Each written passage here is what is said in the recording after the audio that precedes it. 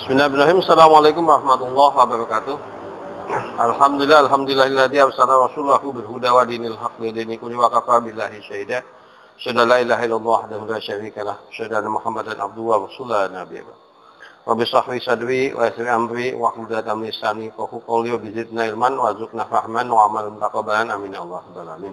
Alhamdulillah, kita lanjut lagi bahasan kita. Kita ada di bab yang membahas wakalah.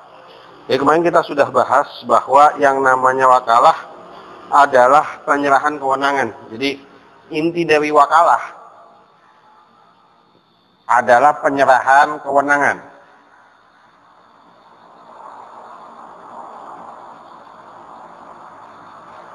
Ya, inti dari wakalah adalah penyerahan kewenangan. Nah, sehingga menjadi satu yang penting bagi orang yang terlibat dalam akad wakalah, itu harus kemudian menjadi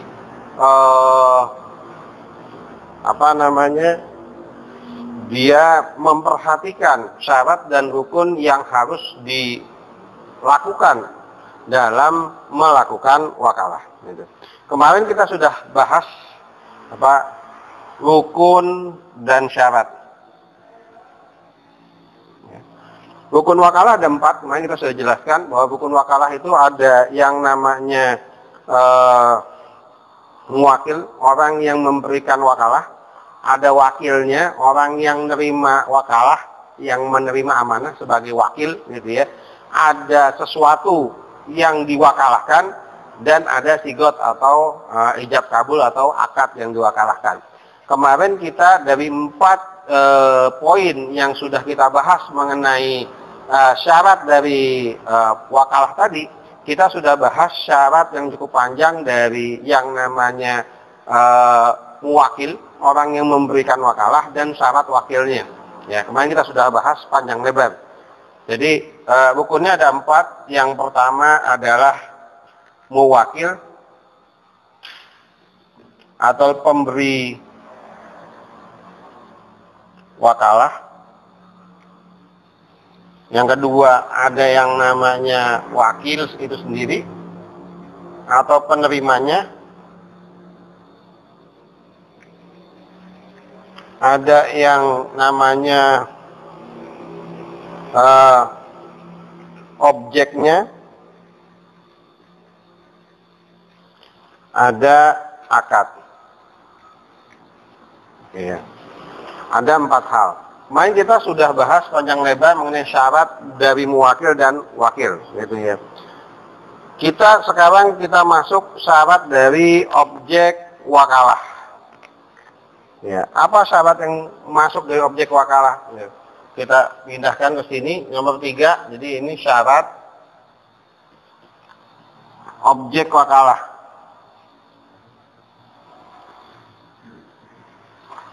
Apa saja syarat objek wakalah? Objek wakalah adalah, pertama syaratnya objek yang bukan terbuka untuk umum.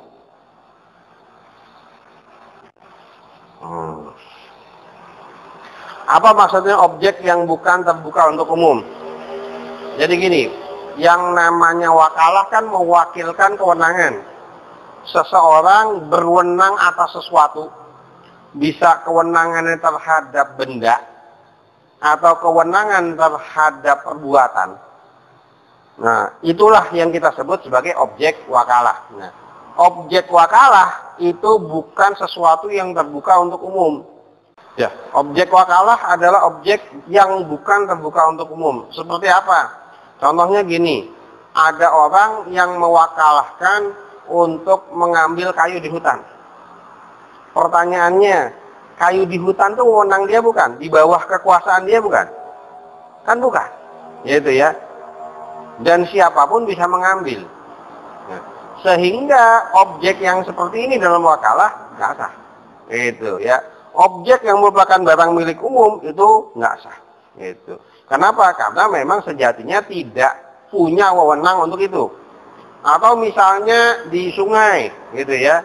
Sungai itu kan barang milik umum. Ya, objeknya terbuka untuk umum. siapapun bisa mengambil air dari sungai tanpa izin siapapun, kan begitu. Nah, sehingga kalau ada orang yang mewakilkan untuk mengambil air dari sungai, sebenarnya akadnya nggak sah. Gitu. Ya, kenapa tidak sah? Karena tanpa perlu diwakilkan itu siapapun bisa untuk ngambil. Maka ketika ini terjadi, misalnya ada seseorang yang mewakilkan kepada orang lain untuk mengambil benda atau objek yang umum, yang terbuka untuk umum, seperti kayu di hutan, mengambilkan rumput di padang rumput, mengambilkan air di sungai atau di sumur yang milik umum, maka sebenarnya akad wakalahnya tidak berlaku. Barang yang diambil menjadi milik yang ambil. Nah, jadi bukan milik orang yang mewakilkan. Nah, ini kemudian jangan dirancukan dengan akad ijarah. Akad ijarah itu akad kerja. Kalau ada orang yang dibayar untuk dimintain jasanya untuk mengambilkan, itu boleh. Ya. Tapi kalau mewakilkan ini ceritanya adalah masalah kewenangan. Nah, sehingga kewenangan tidak bisa untuk barang milik umum, kan gitu ya.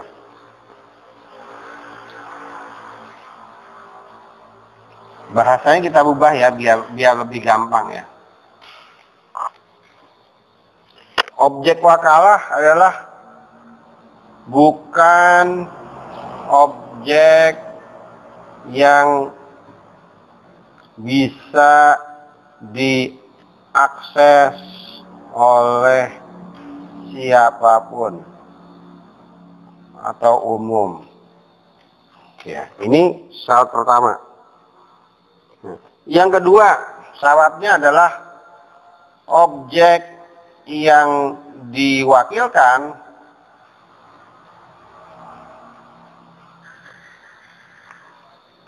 adalah wewenang mewakil. Nah, ini kan terkait dengan syarat pertama. Ya. Jadi ketika seseorang ingin mewakilkan sesuatu, maka harus dipastikan sesuatu yang diwakilkan memang wewenang dia. Ya, memang wewenang dia. Orang yang tidak punya wewenang terhadap sesuatu, dia tidak berhak mewakilkan sesuatu itu. Contoh, misalnya dalam akad nikah, ada tetangga bukan saudara. Ya, tiba-tiba dia mewakilkan menikahkan anak tetangganya kepada yang lain. Padahal dia nggak punya wewenang kan? Gitu ya. Dia tidak, objek yang mau diwakilkan bukan wewenang dia. Atau misalnya gitu ya, kita punya motor gitu ya. Tiba-tiba ada orang yang main mewakilkan motor itu untuk disewakan. Kan itu juga nggak pada tempatnya gitu ya.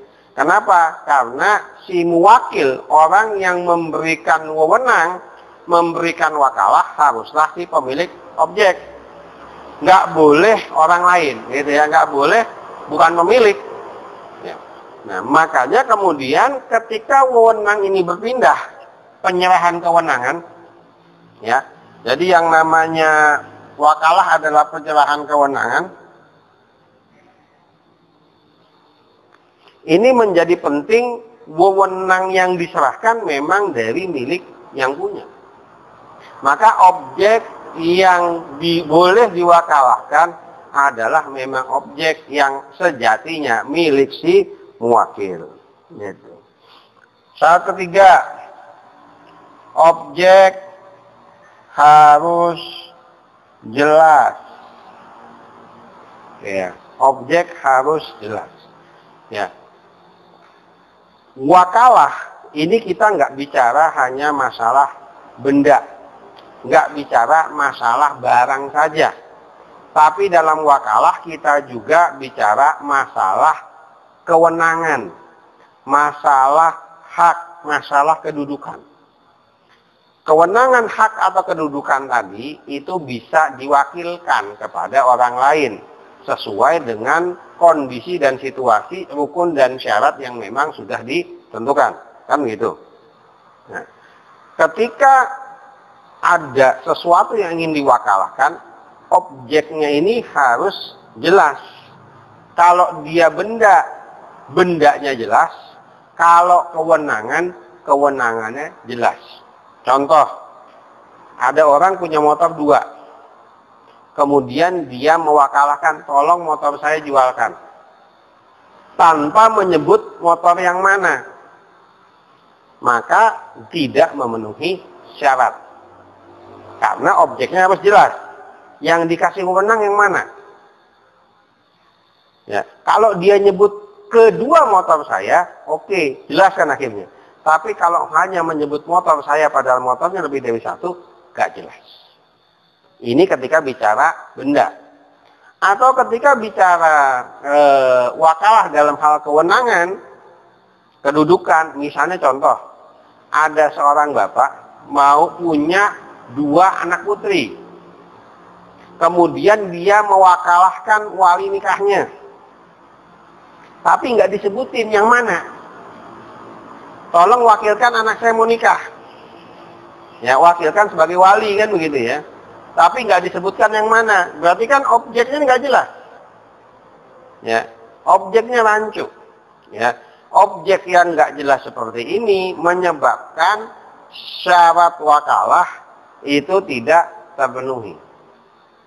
Maka ketika melakukan wakalah, objeknya harus clear. Meskipun ini bukan jual beli, tapi bisa jadi nanti wakalah untuk jual beli. Ya. Contoh yang paling nyata, ya. Ketika seseorang melakukan wakalah dan kemudian jadi jual beli adalah pegawai toko. Tuh ya, pegawai toko itu kan mereka bukan pemilik. Mereka itu wakil dari pemilik. Mereka itu diserahkan kewenangan untuk melakukan penjualan. Dan objeknya juga jelas. Benar nggak? Ketika seseorang, contoh gampangnya ya, Indomaret, pegawai Indomaret. Ya.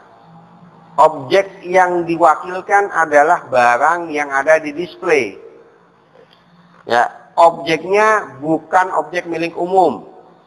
Objeknya yang mewakilkan pemiliknya, pemilik franchise-nya, biasa gitu kan, yang punyanya Indomaret. Objeknya harus jelas. Yang boleh dijual hanya yang ada di display. Coba kalau tiba-tiba ada karyawan Indomaret jual gensetnya. Gitu ya. Jual gensetnya. Atau jual malah showcase-nya. Gitu ya. Kan jadi salah gitu ya. Kenapa? Karena objeknya nggak jelas. Tapi dalam akad itu objeknya harus jelas. Ketika objeknya jelas, maka apa yang terjadi dalam jual belinya juga jadi sah. Tapi kalau objeknya nggak jelas, wakalahnya itu tidak sah, runutannya juga jadi nggak sah. Gitu. Maka hati-hati ketika bicara wakalah, objeknya memang objek yang spesifik. Seorang wakil, jadi klausulnya, ketika berakad terhadap objek, tidak boleh atas nama sendiri. Gitu ya. Atau dengan kata lain, harus jelas posisinya sebagai wakil atau utusan. Apa maksudnya? Ini ketika kita bicara objek wakalah. Objek wakalah, kewenangan, benda ataupun barang itu tidak merubah kepemilikan. Kalau benda ya. Kewenangan juga tidak merubah hukum asal kewenangan. Sehingga ketika berakad itu harus jelas sebenarnya akadnya itu adalah atas nama si pemilik kewenangan aslinya. Contoh yang paling mudah dipahami adalah ketika seseorang mewakilkan pernikahan. Itu ya. Mewakilkan sebagai contohnya sebagai mempelai laki-laki. Ya, ini hati-hati nih yang mau nikah diwakilkan tuh jadi salah, batal nikahnya gitu ya. Maka seorang wali biasanya mengucapkan kalimat saya nikahkan. Kalau bapaknya kan anak saya anu binti anu dengan anu mas kawin anu. Yang berakad itu ternyata wakil, bukan mempelai asli. Coba bayangkan kalau si wakil menjawabnya, saya terima nikahnya. Si perempuan itu nikahnya sama orang yang memberikan kewenangan atau dengan dia? Ayo. Ya. Jadi nikahnya dengan wakil. Hati-hati. Gitu ya, hati-hati. Itu. Apalagi kebetulan memang ada sesuatu kan gitu ya. Sudah diincar ini jatah temennya kan gitu ya. Udah saya wakilin gitu ya. Benar-benar diwakilin total gitu ya. Sehingga harus jelas ketika seorang wakil mewakili memang dia posisinya sebagai wakil, bukan penentu kebijakan. Bukan pemilik kewenangan asal, tapi dia memposisikan sebagai wakil. Kan gitu ya. Memposisikan sebagai wakil. Misal contoh, ada orang diberikan kewenangan, tolong jualkan motor. Dia kan posisinya wakil. Berhak nggak misalnya, ketika akad, saya jual motor saya. Sah nggak jadinya? Padahal kewenangan itu tidak merubah kepemilikan, tapi hanya merubah memindahkan kewenangan. Itu kepemilikan barang tetap kepada pemilik aslinya kan gitu ya. Sehingga harus hati-hati ketika seorang wakil berakad, maka pastikan wakilnya itu bertindak sebagai wakil, bukan sebagai pemilik kewenangan asli atau pemilik barang gitu ya. Ya, objeknya itu harus jelas. Objeknya jelas ketika si wakil itu membicarakan objek, itu harus jelas objeknya dinisbatkan kepada siapa. Bahasa gitu ya, dinisbatkan kepada siapa. Nah, apalagi objek wakalah. Nah, ini yang unik. Nah, objek wakalah bukan ibadah. Di sini ibadah mahdhah atau ibadah murniah.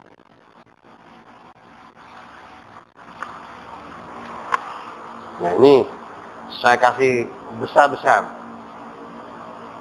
Seseorang hukum asalnya itu bisa mewakilkan apapun, kecuali untuk sesuatu yang nggak boleh diwakilkan. Maka objek yang boleh diwakilkan ini harus diteliti dulu. Pada dasarnya semua boleh kecuali yang memang dilarang. Nah, apa yang dilarang? Yang dilarang adalah ibadah. Ibadah mahdhah atau ibadah murni. Segala bentuk ibadah itu tidak boleh diwakilkan. Saya malas sholat, saya wakilkan nih sholatnya. Nggak tepat. Saya lagi capek nggak mau puasa, saya wakilkan puasanya, juga nggak sah, gitu ya. Jadi tidak sah ketika ibadah murni itu diwakilkan. Ya, ibadah murni itu tidak sah diwakilkan. Gitu. Sehingga ketika objek yang akan diwakilkan ibadah, maka dia tidak dihitung, dia tidak berlaku akadnya. Gitu. Yang terakhir adalah objek bukan sumpah atau persaksian.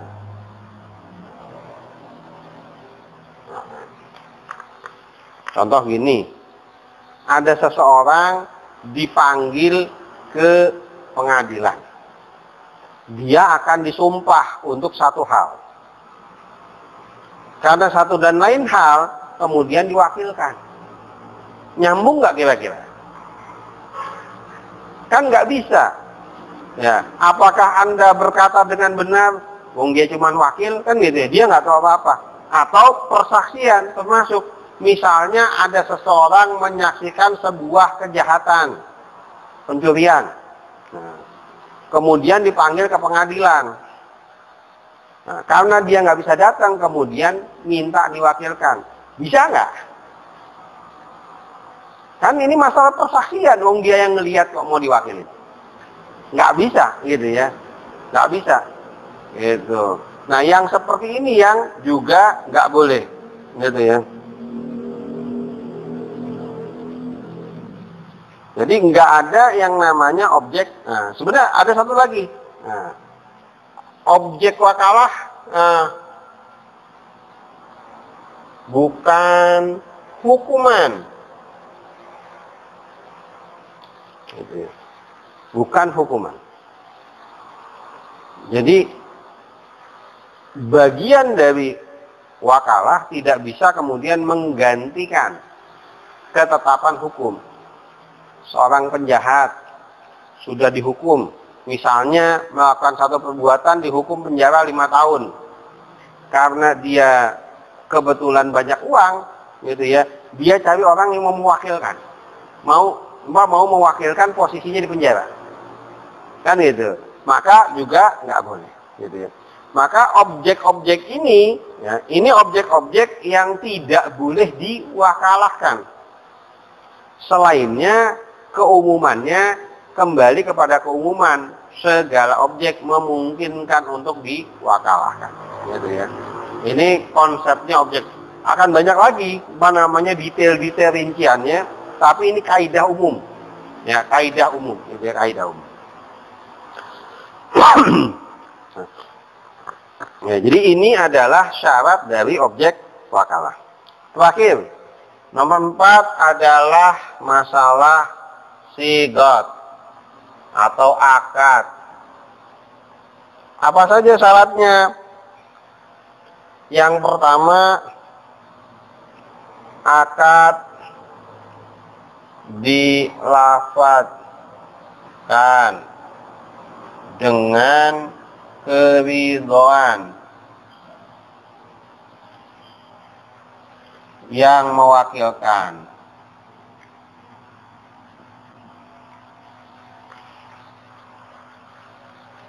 Ya. Jadi akad dilafalkan dengan keridhaan yang mewakilkan, gitu. Sedangkan masalah si penerimanya itu kan sudah pasti dia namanya orang mewakil, ketika dia sudah menerima berarti dia sudah siap.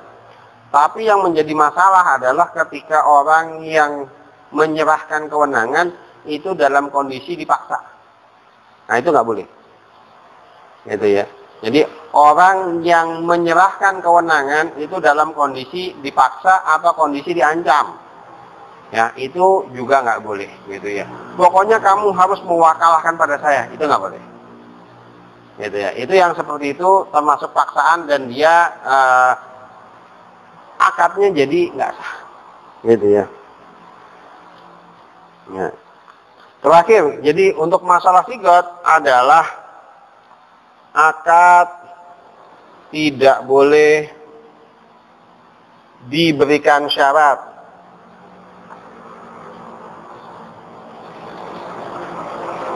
yang menimbulkan ketidakjelasan.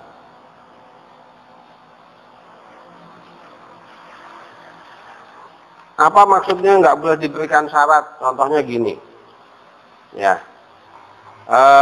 sesuatu yang nggak pasti, ya, itu kemudian menjadi penggantungan, digantungkan dalam akad, dijadikan syarat dalam akad untuk berlakunya akad. Nanti kalau saya dapat undian sepeda motor, tolong ya kamu jadi wakil saya untuk menjualkan. Gantung nggak itu ceritanya? Ya. Itu gantung. Kenapa? Karena syaratnya adalah syarat sesuatu yang menimbulkan ketidakjelasan. Kan gitu ya. Syarat yang menimbulkan ketidakjelasan. Karena apakah pasti seseorang mendapatkan undian? Kan nggak pasti. Atau misalnya ada seorang laki-laki berkata pada temannya, tolong nanti kamu jadi wali anak saya wakilkan perwalian saya. Masalahnya dia belum nikah. Itu ya, itu lebih nggak jelas lagi gitu ya. Dia lebih nggak jelas lagi gitu ya. Nikah aja belum, itu. Apalagi yang punya, kan juga nggak jelas. Jadi syarat yang menimbulkan ketidakjelasan itu kemudian dianggap tidak berlaku. Ya. Maka 4 hal ini, jadi kemarin kita sudah bahas 2 syarat untuk wakilnya, untuk mewakil pemberi kewenangan kayak apa.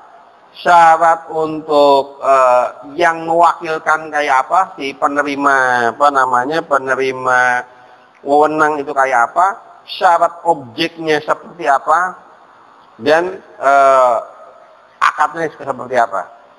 Kalau pemberi dan penerima kewenangan secara syarat nggak banyak kemudian berubah, nggak banyak perbedaan. Kenapa? Karena akad ini akad yang sifatnya fix, manusianya nggak berubah. Tapi ketika kita bicara objeknya yang diwakalahkan, nah objeknya ini memang kemudian menjadi cukup lumayan rumit. Karena objek yang memungkinkan untuk diwakalahkan seiring dengan perkembangan zaman juga akan terus bertambah. Tapi para ulama bisa memberikan gambaran besarnya, memberikan panduan globalnya. Nah, panduan global ini tetap ya kita harus merujuk kembali untuk rincian-rinciannya kepada apa yang dijelaskan oleh para ulama. Ya, jangan kemudian kita berusaha menafsirkan apa adanya karena kondisi dan situasinya memang terus berkembang. Untuk akad ini satu yang sederhana gitu ya. Intinya adalah dia harus dengan keridhaan. Kedua, dia tidak boleh menggantung. Sama seperti akad-akad dalam muamalah yang lain. Dalam jual beli juga sama, harus dengan keridhaan, nggak boleh dengan paksaan. Juga akadnya tidak boleh digantung kan begitu ya. Jadi sama aja gitu ya. Nah, ini adalah 4 syarat dari 4 rukun yang sudah kita bahas gitu. Kemarin kita ada tambahan sedikit ya. Jadi ketika kita bahas wakalah, ada jenis wakalah. Ya. Apa itu jenis wakalah gitu ya? Ada wakalah yang kemarin kita bahas mutlak.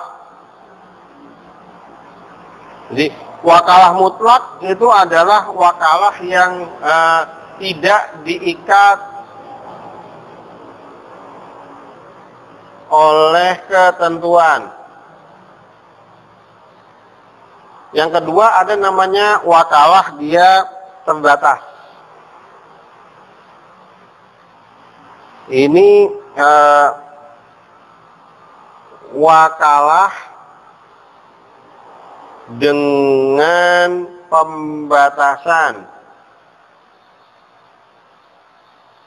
Baik pembatasannya berupa syarat, sifat, waktu, atau ketentuan lain.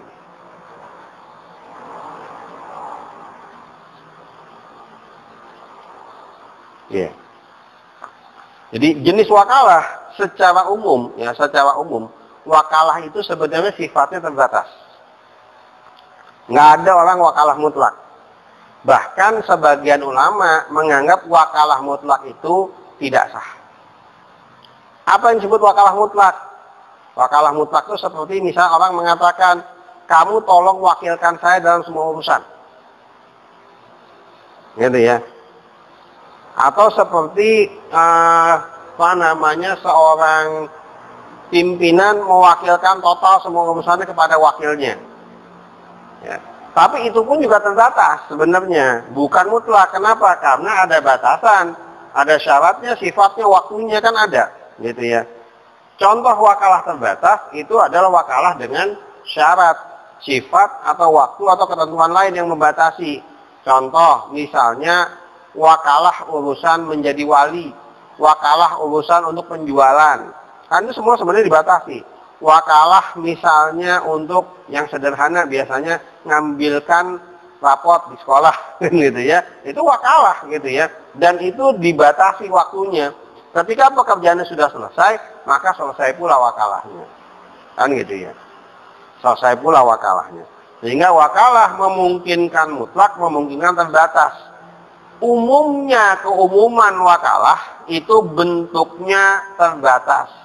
Dibatasi oleh sifat atau ketentuan atau waktu gitu ya, atau kondisi tertentu.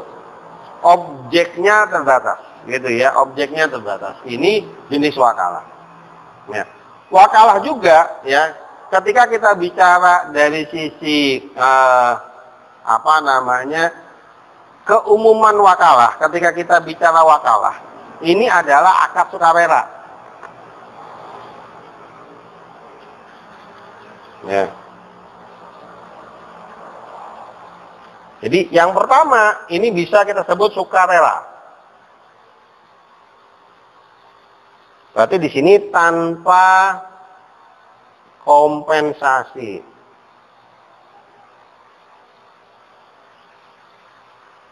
Nah, keumuman wakalah namanya mewakilkan, umumnya sukarela. Kan gitu ya. Namanya wakalah umumnya sukarela. Seseorang mewakilkan kepada orang lain untuk melakukan sesuatu, biasanya nggak bicara kompensasi. Pertanyaannya, boleh nggak ada kompensasi?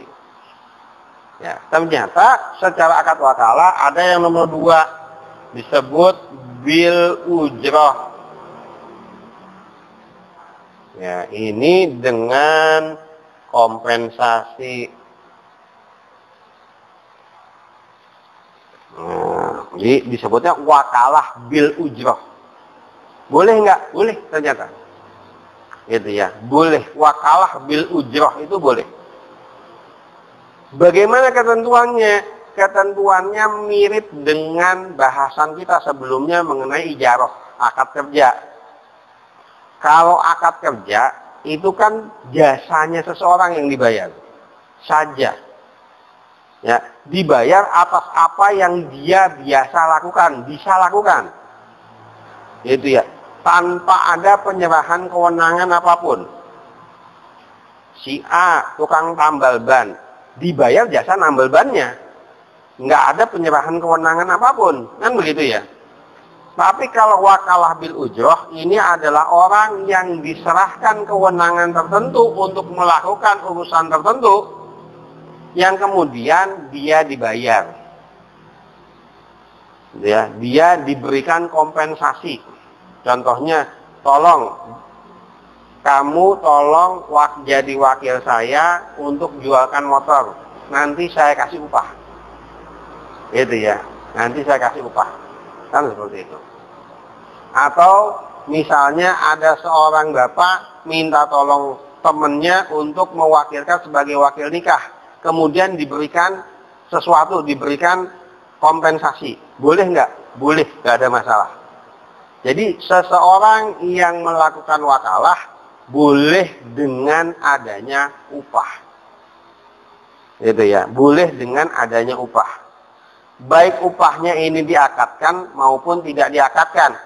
Kalau nggak diakadkan boleh diterima, kalau diakadkan harus dipenuhi, kan gitu. Ya. Dan hukum asalnya ini bukan akad kerja, tapi ini akad wakalah. Ya, hukum asal wakalahnya sukarela.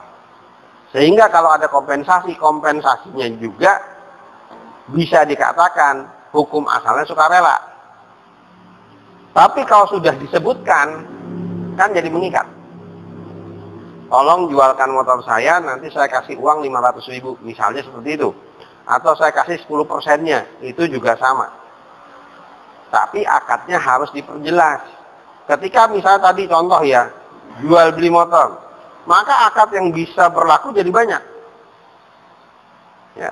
Ketika seseorang diserahkan motor untuk dijualkan, itu bisa menggunakan akad ijarah. Dia kerja untuk jualin motor, jasa. Bisa menggunakan akad samsaroh sebagai maklar untuk jualkan motor. Bisa pakai akad wakalah, baik dengan ujroh ataupun tidak. Apa yang membedakan? Yang membedakan hak kewenangan dan konsekuensinya. Itu ya, hak kewenangan konsekuensi beda. Intinya sama-sama jualan motor, tapi ketentuan syarat dan rukun yang berlaku beda, kan gitu ya. Ketentuan syarat yang berlaku beda. Nah, inilah yang nantinya sebenarnya yang bahasan sebelumnya kan sudah kita bahas. Nah, sehingga nanti kitalah yang menempatkan, oh saya punya urusan ini, tinggal dinegosiasi sebenarnya. Kita mau pakai akad apa ya? Kan gitu. Baik kita misal sebagai pihak yang menjualkan atau pihak pemilik barang. Maka kitalah yang bernegosiasi dengan rekan itu mau menggunakan akad apa. Karena itu dari awal mesti jelas. Ketika sudah jelas, oh ya udah akadnya akad samsaroh, maklar, maka hukum yang berlaku tentang samsaroh, maklaran itu berlaku. Nggak boleh tumpang tindih. Gitu ya. Kalau mau ijarah sudah ijarah. Gitu ya. Kalau mau wakalah sudah wakalah. Sehingga clear ketika berakad, ketika bermuamalah yang dipakai apa. Kan gitu ya. Ketika bermuamalah yang dipakai. Ya, ini gambaran kita yang mudah-mudahan ya. Nanti akan masih ada tambahan sedikit mengenai konsep-konsep wakalah yang detail-detail tambahannya. Tapi untuk materi kita malam hari ini insyaallah ini dulu kita cukupkan ya.